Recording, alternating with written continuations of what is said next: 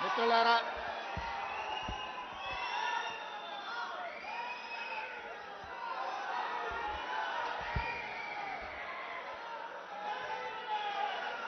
ఈరోజు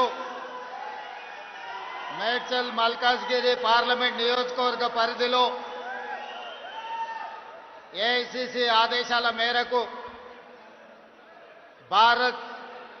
జోడో యాత్ర చేసిన రాహుల్ గాంధీ గారి ఆదేశాల మేరకు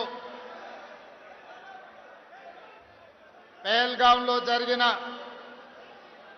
పాకిస్తాన్ ప్రేరేపిత ఉగ్రవాదులు అమాయకులైన భారతీయులను పొట్టన పెట్టుకొని మన సార్వభౌమాధికారాన్ని ప్రశ్నించే విధంగా ఉగ్ర దాడి చేసిన నేపథ్యంలో శ్రీ మల్లికార్జున్ ఖర్గే గారు, శ్రీ రాహుల్ గాంధీ